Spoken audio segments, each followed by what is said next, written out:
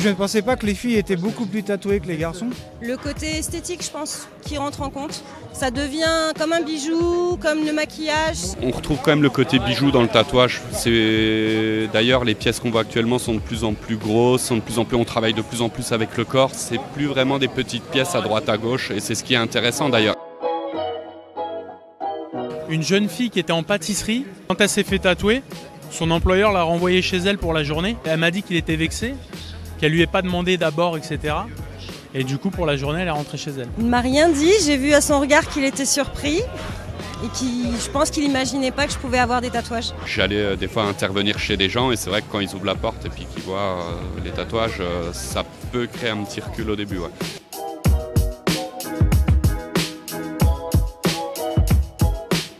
Je suis ingénieur en colorimétrie, donc je gère toute la colorimétrie des imprimantes Epson. Quand je passe des entretiens, je fais exprès d'avoir des manches longues, bien que je suis tatoué que au niveau des jambes et j'en ai juste un sur l'épaule, donc qui est facilement couvrable, ne serait-ce qu'avec un t-shirt. Même si ça se démocratise, on n'est pas encore complètement dans l'acceptation totale en France, en tout cas par rapport à d'autres pays d'Europe où il y a des banquiers qui peuvent être tatoués sur le visage et ça gêne personne. Moi, dans mon milieu, industrie pharma, on bosse avec des grands professeurs, avec des gros patrons de boîtes cotées. Et donc, oui, il y a l'image de l'entreprise, en fait. Et ça gêne encore avec ça. Auprès des clients, quand il y a une clientèle, c'est là que ça pose peut-être le plus de problèmes.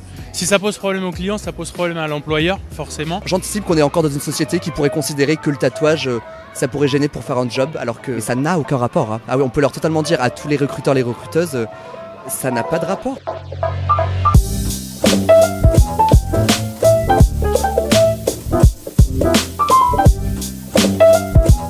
Ça va peut-être impressionner un peu plus et en sécu c'est aussi ce qu'on recherche. Avoir des tatouages c'est plutôt cool pour être embauché comme serveur. Donc les temps changent et les banquiers, les gens qui travaillent dans des institutions similaires commencent à montrer leurs tatouages petit à petit. J'avais un client qui était responsable chez Gucci et il est tatoué de partout. Quand il a fait son entretien d'embauche, c'était via Skype, etc. Je pense qu'on voyait ses tatouages, ça a posé aucun problème. Maintenant, c'est quand même vachement plus toléré. Si jamais ça venait à se savoir, ça dérange personne, quoi.